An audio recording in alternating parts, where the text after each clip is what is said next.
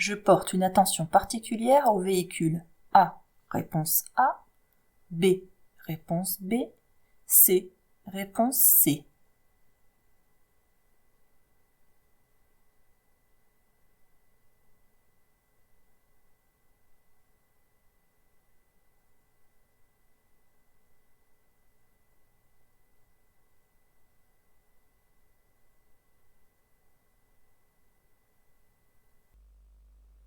Alors, observons ces trois véhicules. Tout d'abord le A là. Il est assez loin, il est arrêté au feu rouge, vous constatez un feu rouge ici, donc il n'y a pas de problème particulier. Ensuite, nous avons les deux véhicules là qui sont en stationnement. On pourrait se dire que c'est le véhicule C qui est le plus dangereux à nos yeux, parce qu'il est le plus proche de nous. Mais qu'est-ce qu'on peut remarquer entre les deux véhicules ? Eh bien, c'est que ici, vous avez des feux de recul sur ce véhicule-là. Donc la voiture, manifestement, il y a quelqu'un dedans qui va reculer. Il reste assez proche de notre véhicule, donc c'est un danger immédiat. Là, pour l'instant, il n'y a pas de feu de recul, ni de feu stop d'allumé, donc on peut supposer qu'il n'y a personne dans ce véhicule-là. Donc notre grande priorité, c'est le véhicule B. Donc réponse B. Partant de pluie, les distances de freinage restent identiques. Réponse A sont multipliées par 2. Réponse B sont multipliées par 3. Réponse C.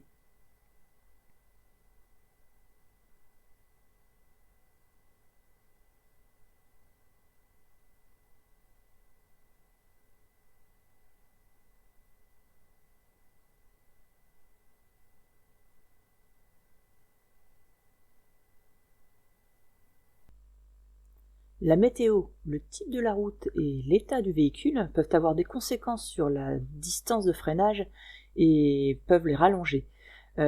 Ici, dans ce cas, en cas de pluie uniquement, c'est multiplié par 2.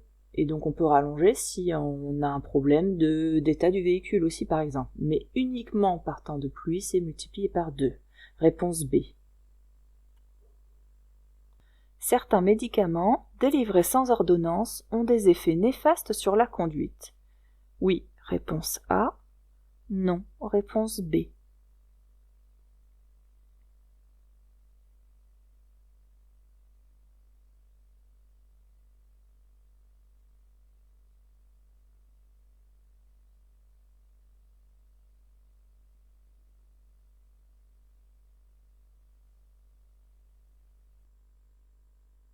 Il faut savoir que même les médicaments sans ordonnance peuvent comporter des risques.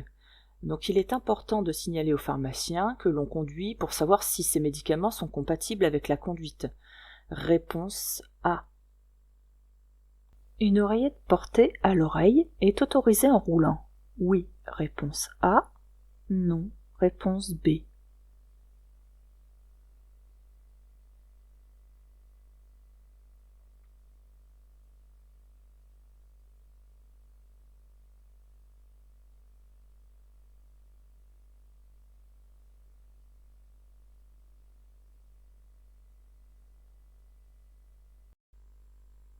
Donc maintenant, depuis le 1er juillet 2015, le port d'une oreillette, comme vous voyez sur son oreille, comme les téléphones maintenant, sont interdits en voiture.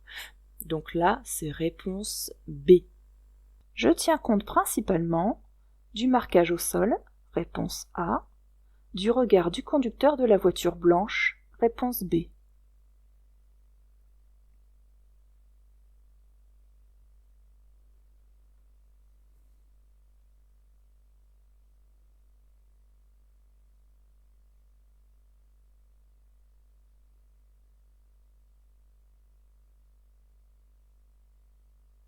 Donc sur cette vidéo, on peut observer un marquage au sol, ici en A, qui est un céder le passage.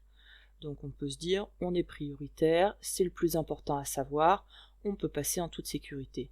Mais il faut aussi s'inquiéter du véhicule là en B, de son regard. Parce que s'il n'a pas fait attention à sa signalisation, ou s'il est inattentif, ou au téléphone, il pourrait très bien nous passer devant le nez, même s'il a cédé le passage.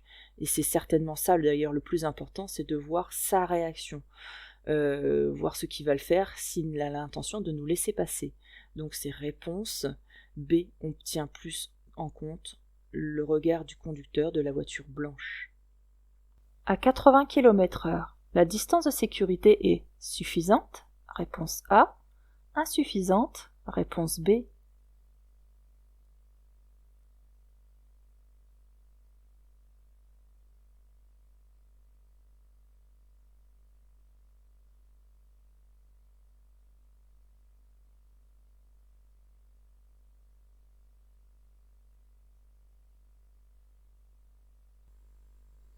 Ici, nous sommes dans un tunnel et nous pouvons voir un panneau sur notre droite qui nous informe d'un intervalle de sécurité minimum obligatoire entre les deux voitures de 100 mètres.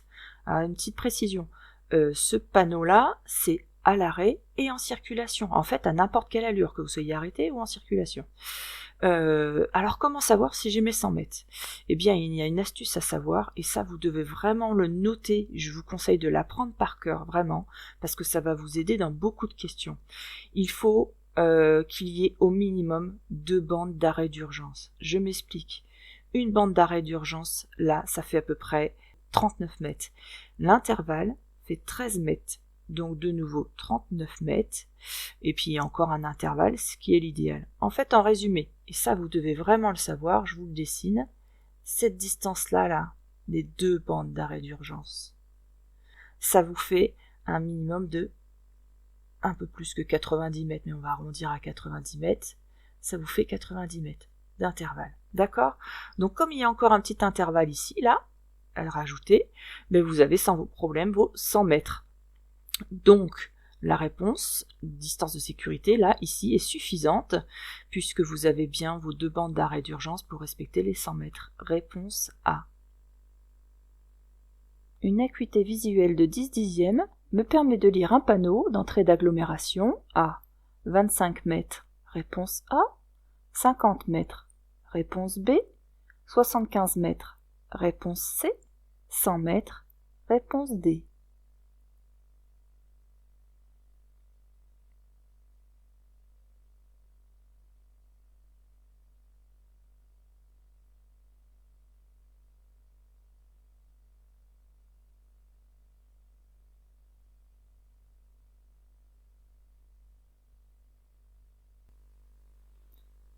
La taille des panneaux, ainsi que les caractères qui sont à l'intérieur, varient en fonction de votre vitesse.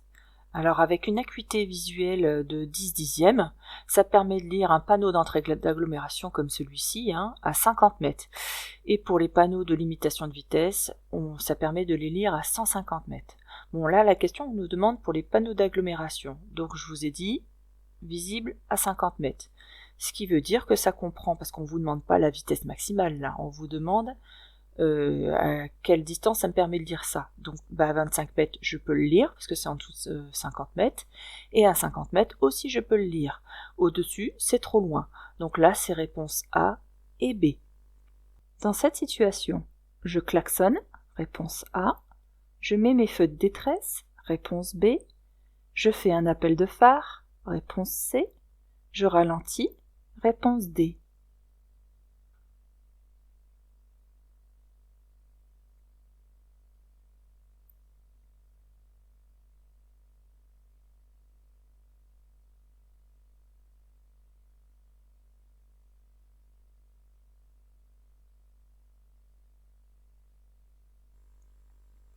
Dans cette situation, eh bien, je dois freiner à cause des poules qu'il y a sur la route. Alors pour ne pas surprendre les usagers qu'il pourrait y avoir derrière moi, parce que je vais ralentir de façon anormale et peut-être un peu brutale aussi, eh bien je mets aussi en accompagnement mes feux de détresse. Alors klaxonner ou faire un appel de phare, ça n'apporte rien dans ce cas, et je risque même d'affoler les poules qui vont partir dans tous les sens. L'idéal, c'est qu'il faut avancer très doucement pour que les poules s'écartent lors de mon passage, elles vont finir par comprendre mon intention. Donc, ces réponses, B, je mets mes feux de détresse, et D, je ralentis. Je trouve cette signalétique sur les boîtes de médicaments. Oui, réponse A. Non, réponse B. Lorsque j'arrête mon traitement, je peux conduire à nouveau sans problème. Oui, réponse C. Non, réponse D.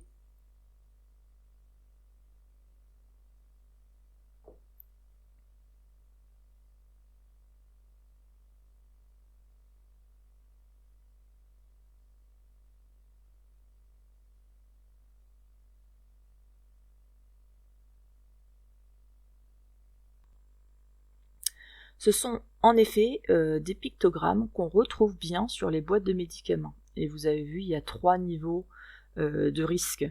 Donc lorsque j'arrête un traitement, les effets peuvent perdurer aussi plusieurs jours, parce que l'organisme s'accoutume aux médicaments.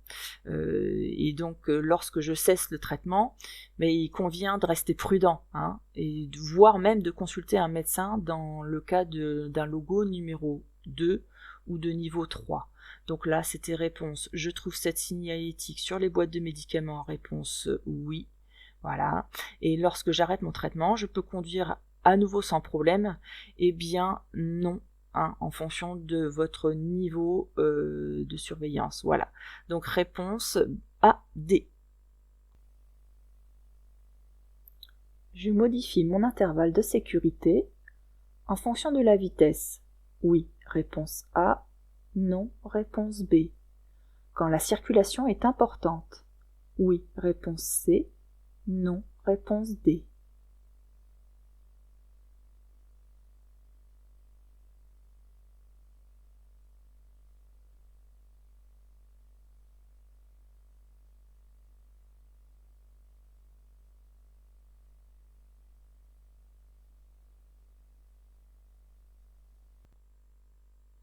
Donc je dois laisser un intervalle toujours de 2 secondes entre deux véhicules, entre les véhicules.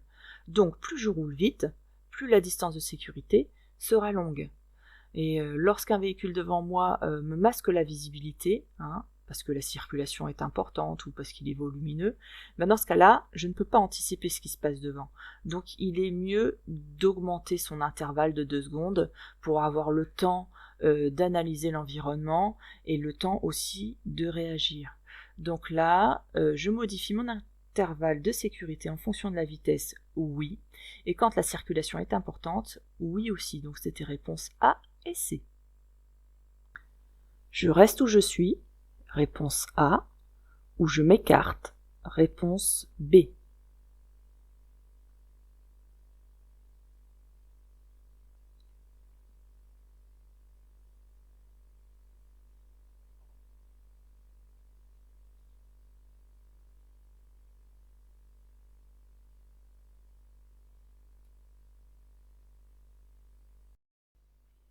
On observe ici un agent d'entretien qui travaille avec un moteur dans le dos qui fait du bruit, un casque sur les oreilles, donc il ne nous entend pas du tout.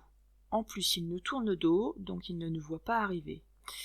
Le risque là est très important, qu'il recule un petit peu et qu'il perde l'équilibre. En plus, il est sur le bord du trottoir. Donc là, je ne dois surtout pas rester dans cet axe-là, là où je suis. Je dois absolument m'écarter en respectant un intervalle d'1 mètre au minimum, hein, parce que là, c'est plus dangereux qu'habituellement, même s'il est sur le trottoir. Donc là, c'est réponse B, je m'écarte. Pour dépasser ce cycliste, je respecte un intervalle minimum de 2 mètres, réponse A, 1 mètre 50, réponse B, 1 mètre, réponse C, 0,50 m, réponse D.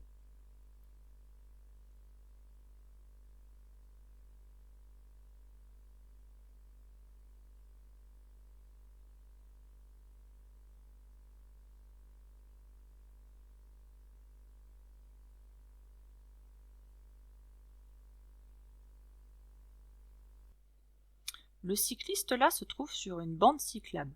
Mais c'est pas la bande cyclable qui va nous sécuriser et qui va surtout le sécuriser par rapport à nous. Il peut très bien faire un écart parce qu'une portière s'ouvre ou parce qu'il y a un trou sur la route ou par inattention. Donc il est important de respecter quand même un intervalle minimum de 1 mètre entre ce cycliste et moi parce que je suis en agglomération. Donc la réponse c'est C. Le conducteur de la voiture me fait signe de passer. Je m'engage. Réponse A. J'attends. Réponse B.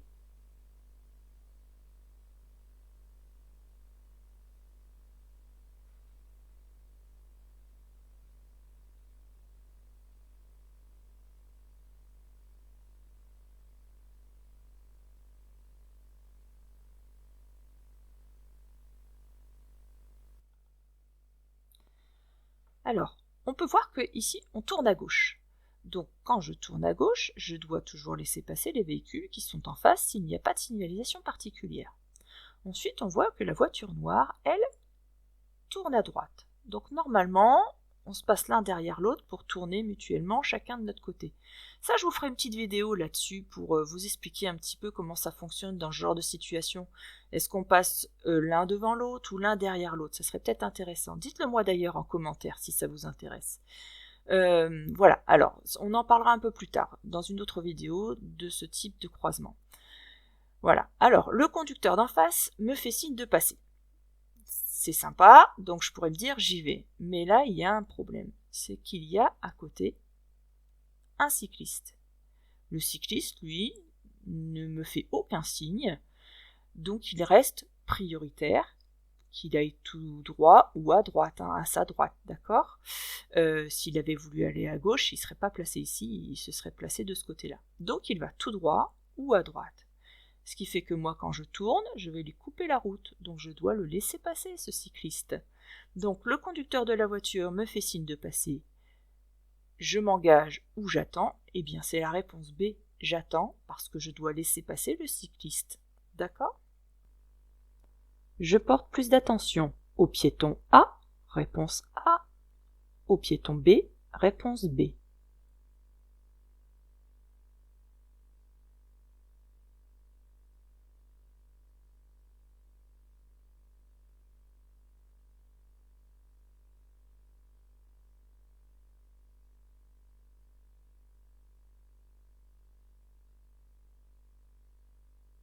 L'ouvrier là me regarde, donc il me voit arriver. Ce qui ne veut pas dire qu'il risque de faire un mauvais mouvement, mais il y a quand même moins de risques. Par contre, là, l'ouvrier B, il ne m'a pas vu non plus. Il est préoccupé, il sort un panneau là du camion, donc il risque probablement de faire un pas en arrière et de se retrouver vraiment sur ma trajectoire. Donc je porte plus d'attention sur le piéton B. Réponse B. Je peux me placer dans la voie pour véhicule lent. Oui, si je roule à 80 km/h. Réponse A. Oui, si je roule à 60 km/h. Réponse B. Non, elle est réservée aux poids lourds. Réponse C.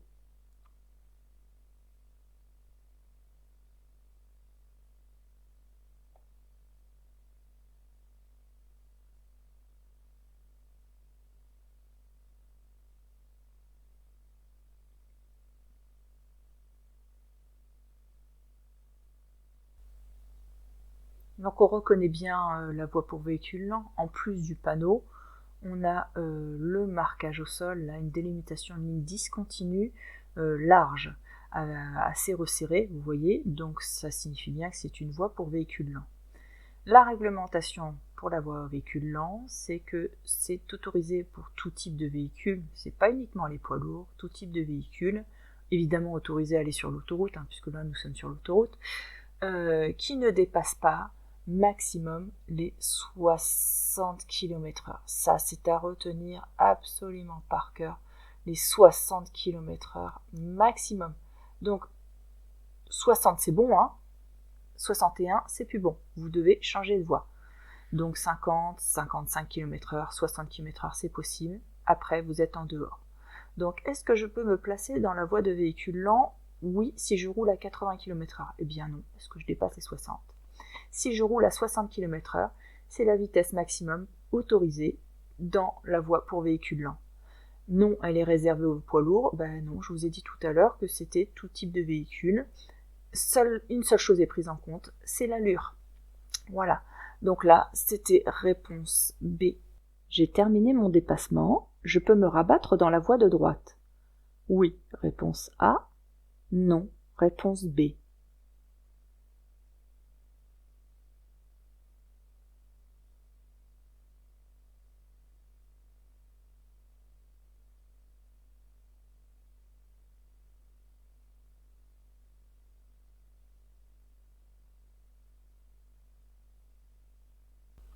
On voit un marquage au sol ici, c'est la ligne de dissuasion de sortie.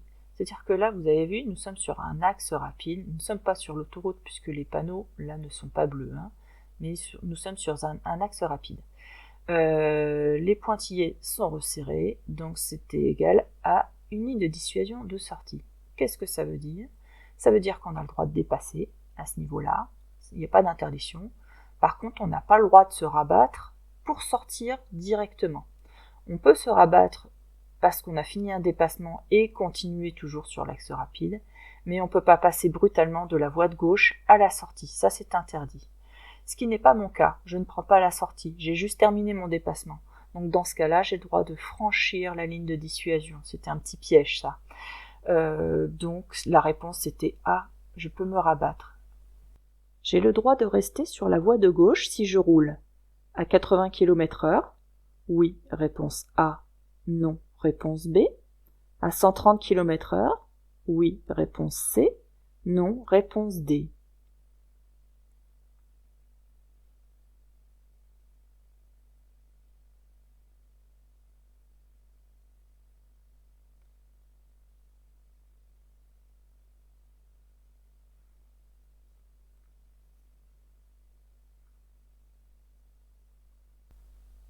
Il y a une réglementation qui nous impose à rouler au minimum sur la voie de gauche uniquement à 80 km/h. D'accord? On n'a pas le droit de rouler en dessous. Ok? La question est, j'ai le droit de rester sur la voie de gauche si je roule à 80 km/h. Par contre, je ne reste pas sur la voie de gauche pour le plaisir de rester sur la voie de gauche. C'est uniquement en cas de dépassement. Donc non, je n'ai pas le droit de rester sur la voie de gauche si je roule à 80 km/h, il faut que ce soit justifié. Donc là, la réponse est non à 80 km/h. Et est-ce que j'ai le droit de rester sur la voie de gauche si je roule à 130 km/h? Non plus, je ne reste pas sur la voie de gauche, sauf si c'est pour un dépassement. Donc c'était non aux deux, réponse B et D. Dans cette voie, je pourrais régler par carte bancaire.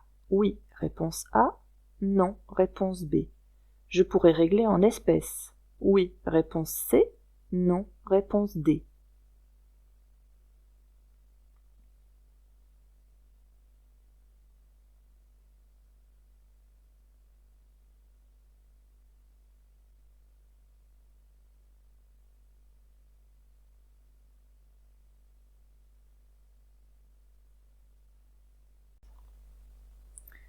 Pour savoir si on peut régler en carte bancaire ou en espèces, il faut regarder la signalisation qui est au-dessus des voies de sortie d'autoroute au niveau des péages.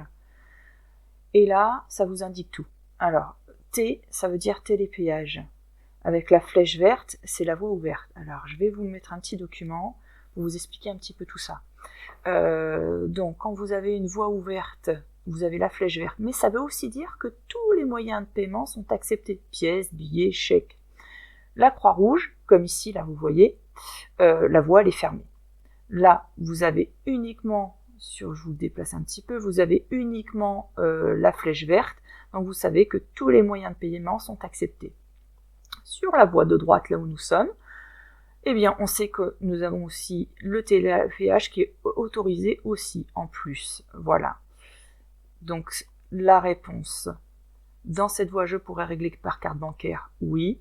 Je pourrais régler en espèces, oui. Donc, c'était réponse A et C. Je rentre en agglomération, je circule avec les feux de position seuls, réponse A. Les feux de croisement, réponse B. Les feux de route, réponse C.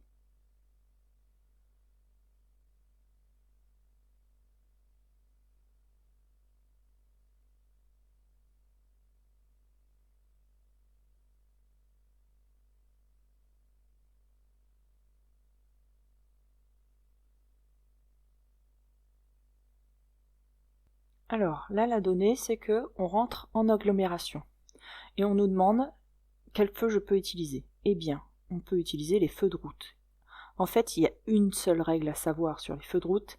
C'est simple, mais vous avez tendance à vous mélanger. Je vous explique tout. Les feux de route, on a le droit de l'utiliser à partir du moment, et c'est même pas on a le droit, c'est on est obligé de les utiliser. À partir du moment où il n'y a pas d'éclairage et personne en face, d'accord? C'est je dois mettre mes feux de route. Pas d'éclairage, personne en face. Et c'est là où vous vous trompez, c'est qu'on peut l'utiliser peu importe le lieu, que ce soit en agglomération ou hors agglomération. Si on remplit ces conditions-là, pas d'éclairage, personne en face, je dois mettre mes feux de route, on s'en fiche du lieu où on est, d'accord? Donc je rentre en agglomération, dans ce cas-là, ça nous est complètement égal, puisqu'il n'y a pas d'éclairage et personne en face, dans ce cas-là, je mets les feux de route. Réponse C. Je devrais payer si je continue tout droit. Oui, réponse A. Non, réponse B. Je prends la voie de droite. Oui, réponse C. Non, réponse D.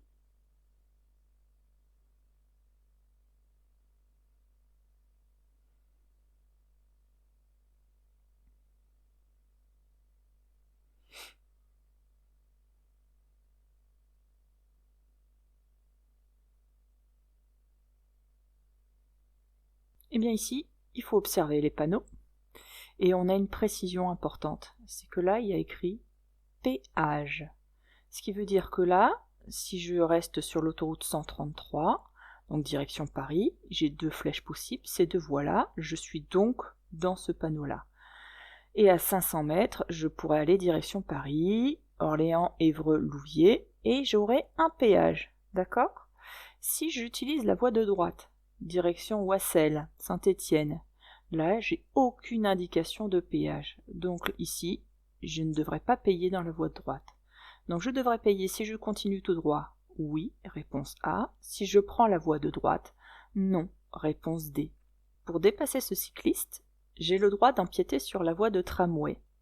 Oui, réponse A. Non, réponse B. Je laisse un intervalle latéral d'au moins 1 mètre. Oui, réponse C.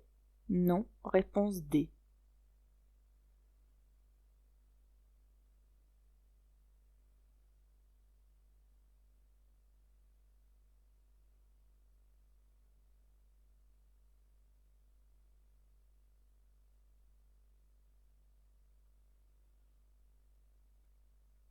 Alors, pour dépasser ce cycliste, j'ai en effet le droit d'empiéter sur la voie de tramway, à condition qu'il n'y ait personne dans le rétroviseur, c'est-à-dire pas de tramway qui arrive par derrière, ni en face, parce que des fois il n'y a pas forcément de voie là, ça peut être dans l'autre sens. Donc je dois m'assurer qu'il n'y a pas de tramway qui utilise cette voie-là, et puis qu'il n'y ait pas non plus un petit marquage au sol qui me l'interdise. Il pourrait y avoir une bande blanche ici par exemple, ce n'est pas le cas. D'accord? Donc là, j'ai le droit de m'écarter pour dépasser ce cycliste, puisqu'il n'y a personne ni derrière ni devant. Donc là, c'était la réponse A. Ensuite, est-ce que je laisse un intervalle d'au moins 1 mètre? Vous avez vu, nous sommes en agglomération, donc l'intervalle minimum obligatoire est toujours de 1 mètre au minimum. Donc là, c'était la réponse C. Je garde au moins 70 mètres de distance de sécurité. Si je roule à 80 km/h, oui, réponse A. Non, réponse B. Si je roule à 60 km/h, oui, réponse C. Non, réponse D.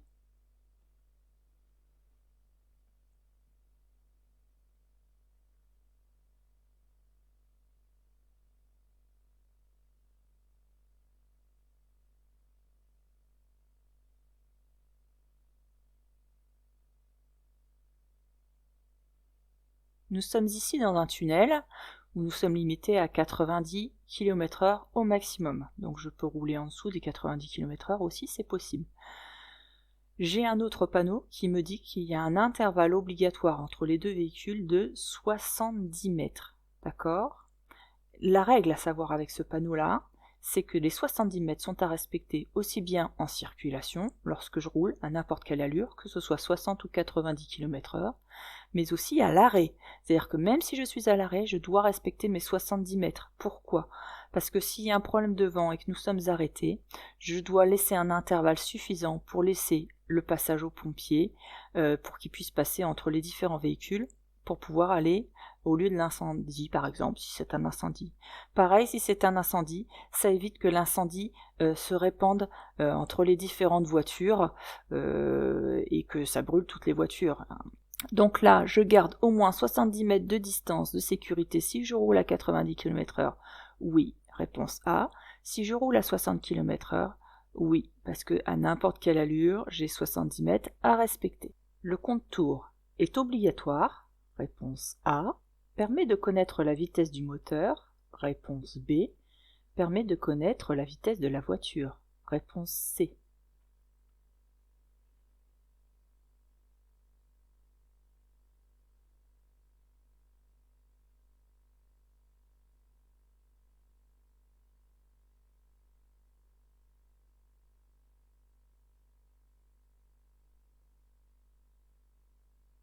Le contour n'est pas obligatoire. Sur certaines voitures, il n'y en a pas. Sur de vieilles voitures, par exemple, il n'y en a pas. Sur des boîtes automatiques, c'est rare que vous en trouviez aussi. Le contour permet de connaître la vitesse du moteur. D'accord? Donc plus vous accélérez, plus vous allez entendre le moteur hurler parce qu'il tourne de plus en plus vite. Donc ça, c'est la vitesse du moteur. Donc la réponse était B uniquement. Rouler avec des pneus sous-gonflés augmente le risque d'accident? Oui, réponse A. Non, réponse B. La consommation de carburant? Oui, réponse C. Non, réponse D.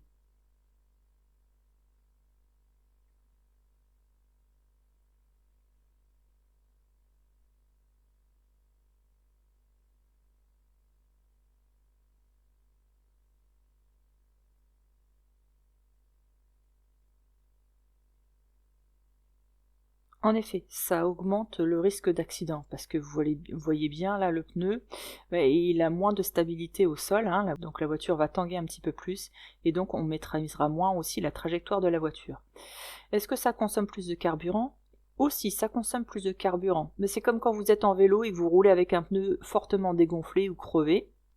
Vous avez remarqué, il faut pédaler beaucoup plus fort parce qu'il y a plus de surface de contact au sol ici, là, donc il y a plus de résistance, donc ça consomme plus. Donc là, la réponse, c'était ça augmente le risque d'accident, oui, réponse A, la consommation de carburant aussi, donc réponse C.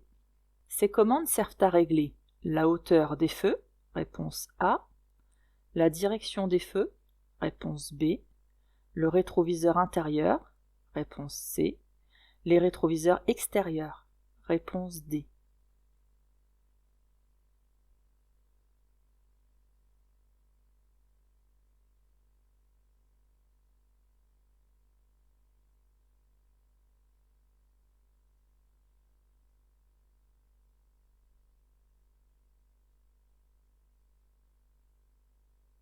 Ici, vous avez quand même tout qui est rassemblé au même endroit. Ça, c'est rare sur les voitures, mais là, tout est rassemblé au même endroit. Alors, on va commencer par celui-ci. Ça, c'est pour pouvoir mettre, vous voyez, les feux de position ou les feux de croisement. Les feux de route, la commande est souvent au niveau du volant quand même.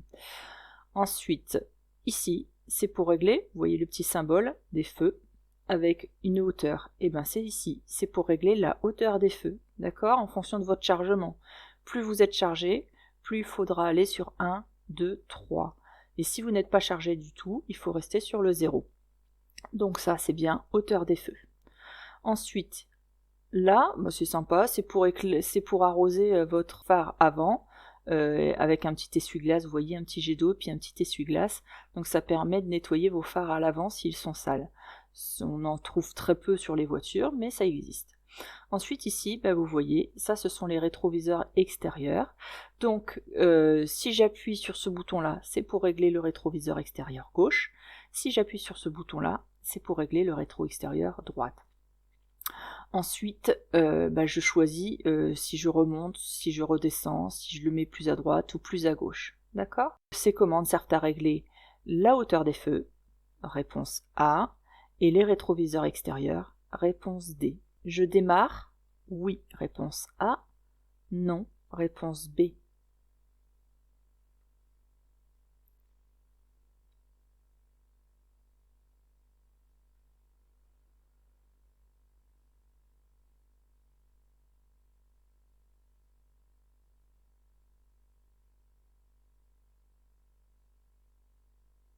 Pour savoir si on démarre, on observe là le tableau de bord et on voit tout de suite le voyant rouge là qui nous informe qu'il y a quelqu'un qui n'a pas mis sa ceinture de sécurité. Donc je ne peux pas démarrer avant que ce voyant soit éteint, c'est-à-dire que tout le monde ait mis ses ceintures de sécurité. Réponse B. La réglementation autorise le dépassement d'un chargement de plus de 1 mètre à l'avant, oui, réponse A, non, réponse B. De plus de 3 mètres à l'arrière, oui, réponse C, non, réponse D.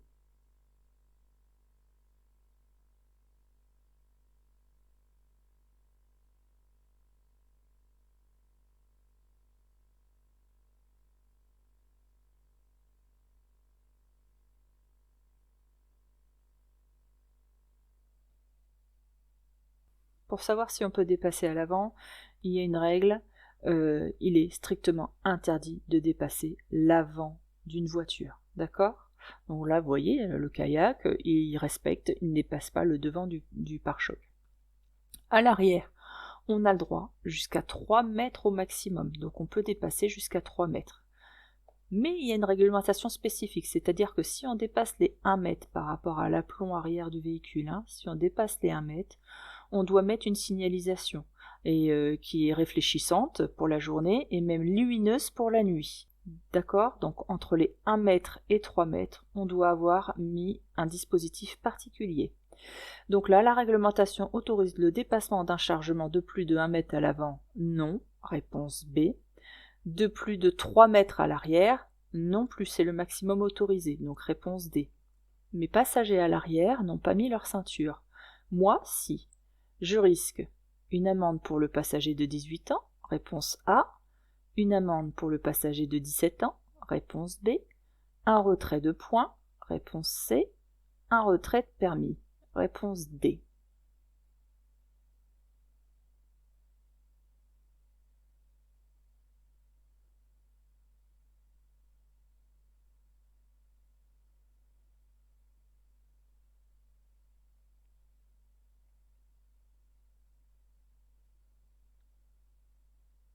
En tant que conducteur, je suis responsable de tous mes faits et gestes, mais aussi de ce que font les mineurs dans la voiture. Donc, je n'aurai pas d'amende pour le passager de 18 ans, c'est lui qui aura l'amende, parce qu'il est majeur. Par contre, j'aurai une amende pour le passager de 17 ans, puisqu'il n'a pas mis sa ceinture. Concernant le retrait de points et le retrait de permis, je n'en aurai pas, parce que là, il n'y aura de retrait de points ou de permis que si c'est moi qui fais l'infraction. Et là, c'est pas le cas, c'est mon passager. Donc la réponse est B. Il est préférable d'attacher son chien avec une ceinture de sécurité spécifiquement adaptée. Oui, réponse A. Non, réponse B.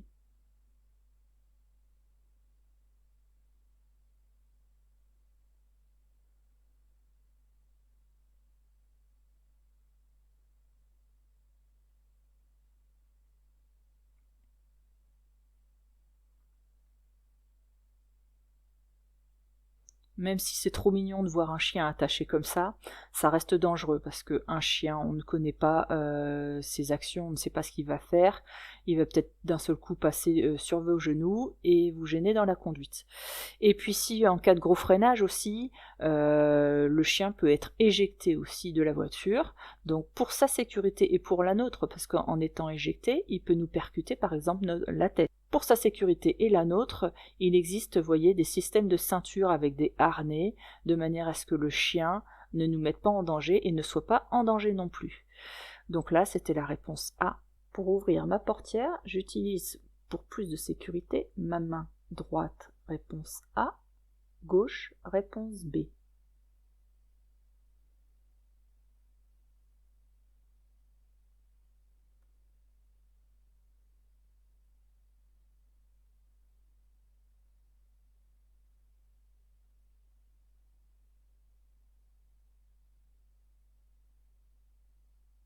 Si on ouvre la portière de la main gauche, il y a un fort risque qu'on ne voit pas dans l'angle mort et qu'on percute un cycliste comme vous voyez sur la photo là.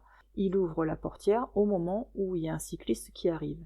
Donc l'idéal, c'est d'ouvrir la portière avec la main droite. Vous voyez comme ceci. C'est-à-dire que là, on a possibilité de se retourner en vision directe pour avoir une vue d'ensemble avant d'ouvrir une portière. C'est beaucoup plus sécurisant. Donc la réponse, c'était la main droite, réponse A. Toutes les vitres sont déneigées, ce véhicule est donc prêt à partir. Oui, réponse A. Non, réponse B.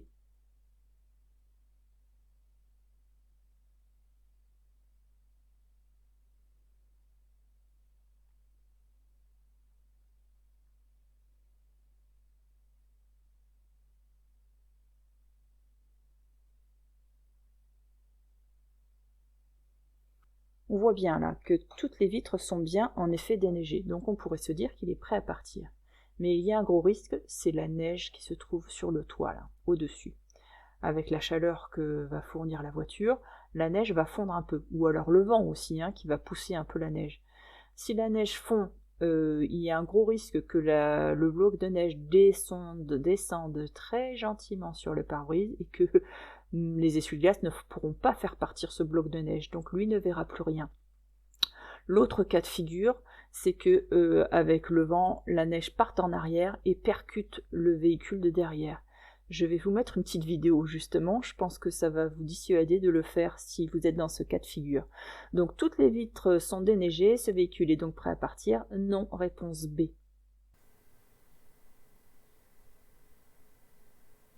Avant de sortir du véhicule, je contrôle le rétroviseur intérieur. Oui, réponse A. Non, réponse B. Extérieur. Oui, réponse C. Non, réponse D.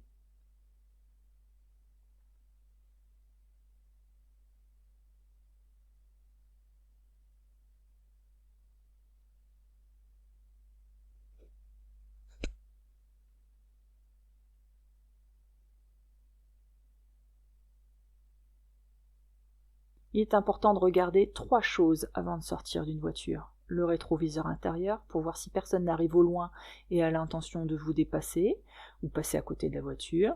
Le rétroviseur de gauche, dans la même situation mais plus sur le côté. Et ensuite faire l'angle mort comme on a vu tout à l'heure. Avant d'ouvrir, on ouvre la portière d'ailleurs avec la main droite. Donc là, je contrôle les deux, intérieur, extérieur. Donc réponse A et C. La présence de l'e-call est obligatoire sur les nouveaux modèles de voitures. Oui, réponse A. Non, réponse B. Sur les nouveaux modèles de moto. Oui, réponse C. Non, réponse D.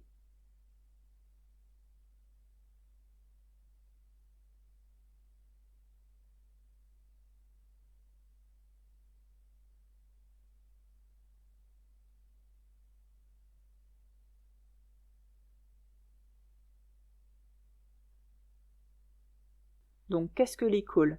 Eh bien, c'est un système d'appel pour si vous avez un accident. Donc, soit vous appuyez sur le bouton, soit il va y avoir une détection automatique des chocs, et avec un système de géolocalisation. Et donc, ça va appeler les secours qui vont arriver beaucoup plus rapidement. Ce système d'e-call est obligatoire sur les nouveaux véhicules, les véhicules neufs, depuis le mois de mars 2018. Donc, sur les nouveaux modèles de voitures, oui, c'est obligatoire. Réponse A. Ça n'existe pas encore sur les modèles de moto, c'est toujours pas obligatoire. Donc là, c'est réponse D. A, D. Je dois désactiver le limiteur de vitesse avant de m'engager dans cette agglomération. Vrai, réponse A. Faux, réponse B.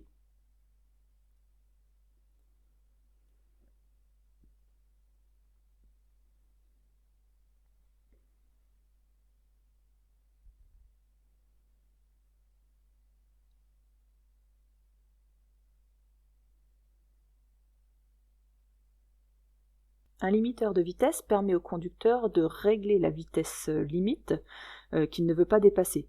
Donc s'il tente d'aller au-delà de la vitesse programmée, la pédale d'accélérateur devient inactive, d'accord ? Mais un fort appui sur la pédale d'accélérateur permet de dépasser momentanément cette vitesse en cas de besoin. Contrairement au régulateur, le limiteur, lui, peut être utilisé partout, dans toutes les situations, sur n'importe quel type de réseau, qu'il y ait du trafic ou pas de trafic, que ce soit en agglomération ou sur autoroute. Parce que c'est comme si vous conduisiez la voiture normalement, comme d'habitude, mais elle n'est mécaniquement pas capable de dépasser la vitesse que vous lui avez fixée. D'accord? Donc vous pouvez moduler votre allure en fonction de chaque situation devant. Vous êtes toujours très réactif sur le frein et l'accélérateur, comme si vous n'aviez pas mis de limiteur. Voilà. Donc là, c'est réponse B. On n'a aucune obligation de désactiver le limiteur puisque ça s'adapte partout. Réponse B. D'ailleurs, cette question me fait penser à l'application Telegram. Si vous avez des questions, n'hésitez pas à me rejoindre sur le groupe Telegram. C'est mieux que Facebook encore, parce que j'ai le groupe Facebook où je peux répondre à vos questions, mais le groupe Telegram, c'est encore mieux. Pourquoi? Parce que je loupe aucune de vos questions. C'est le problème de Facebook. On loupe des fois les questions que vous nous posez. Et puis je peux répondre assez rapidement, que ce soit en vidéo ou en audio, parce que j'ai eu cette question sur Telegram, j'ai dû y répondre, c'est pour ça que je pense à ça. Donc n'hésitez pas à me rejoindre sur Telegram, je suis là tous les jours pour répondre à vos questions. Dans cette situation, sur le siège avant, je peux transporter un bébé de 7 mois dans un siège dos à la route. Oui, réponse C. Non, réponse D.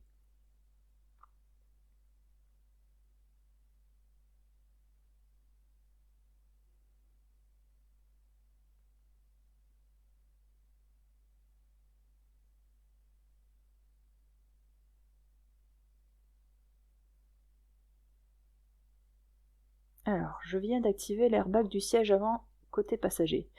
Eh bien, on voit là que il est mis en position off. Donc là, il est désactivé et pas activé. Alors, comment ça fonctionne? Vous prenez la clé de votre voiture, qu'on met sur le Neyman habituellement, vous enfoncez la clé, et puis vous tournez d'un côté ou de l'autre. C'est comme ça qu'on l'active ou qu'on le désactive. Là, il est désactivé.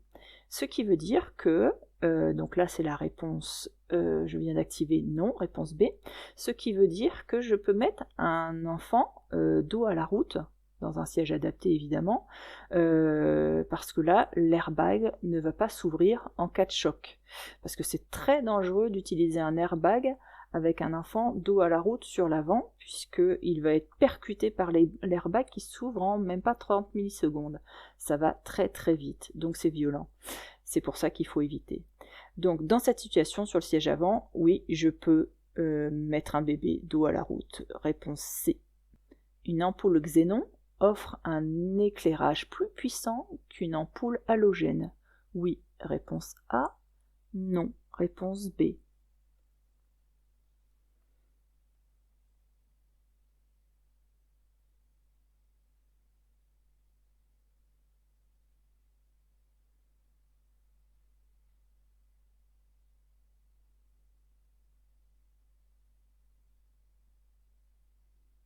Les ampoules au xénon améliorent considérablement la visibilité la nuit, en offrant un éclairage plus profond et même plus précis que les ampoules classiques d'ailleurs. Et en plus de ça, elles ne consomment pas plus que des ampoules classiques. Réponse A. Pour économiser du carburant dans une descente, je passe au point mort. Réponse A. J'utilise le frein moteur. Réponse B. Les deux consomment autant. Réponse C.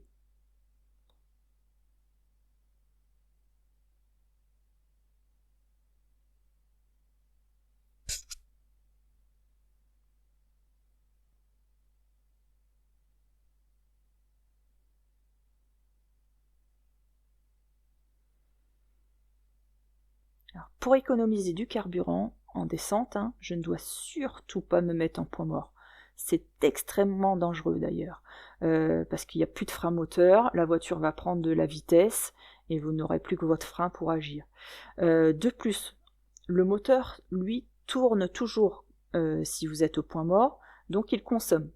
Maintenant, sur les nouvelles voitures, il y a un nouveau système qui s'appelle la coupure d'alimentation en poussée, qui fait que dès que vous lâchez l'accélérateur, il n'y a plus d'injection, donc il n'y a plus d'alimentation de carburant. Donc vous dépensez 0 litre, vous ne dépensez plus rien du tout. C'est extrêmement économique. Je peux être verbalisé si ma voiture fait trop de bruit. Le jour, oui, réponse A. Non, réponse B. La nuit, oui, réponse C. Non, réponse D.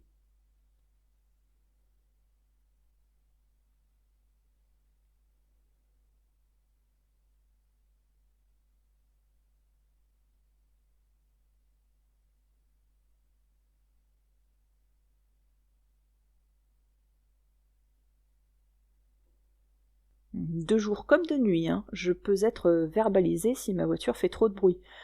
Pour n'importe quelle raison, hein. Échappement défectueux, ou un échappement qui répond pas aux normes aussi, hein. Il y en a qui s'amusent à mettre des échappements qui font plus de bruit. Même s'il est homologué et qui fait trop de bruit, ça ne passera pas. Donc réponse A, C. Cette victime respire, mais elle est inconsciente. J'utilise un défibrillateur automatisé externe. Oui, réponse A. Non, réponse B.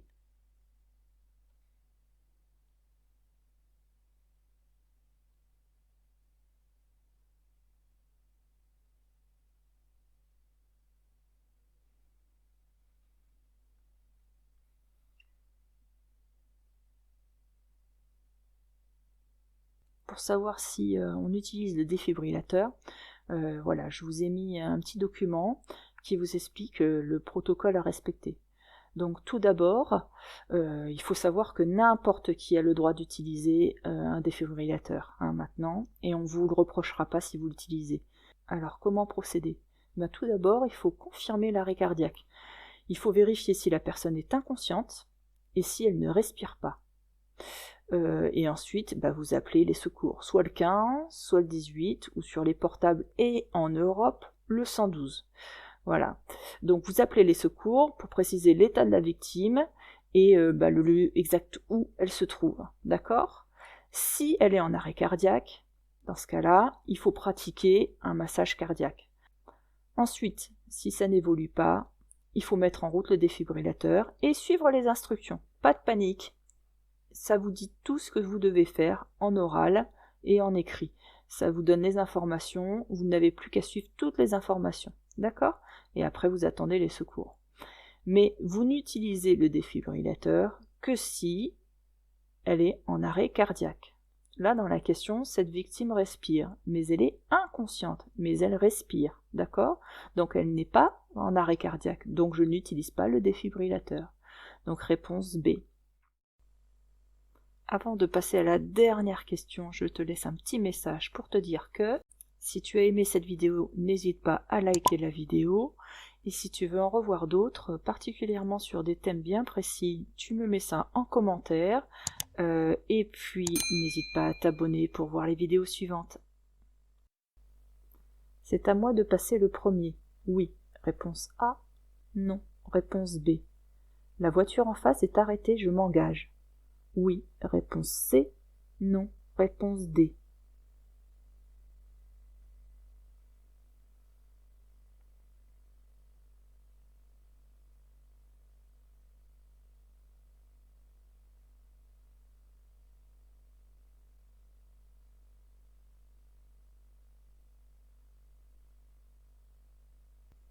Alors, ici, c'est important, c'est d'observer la signalisation.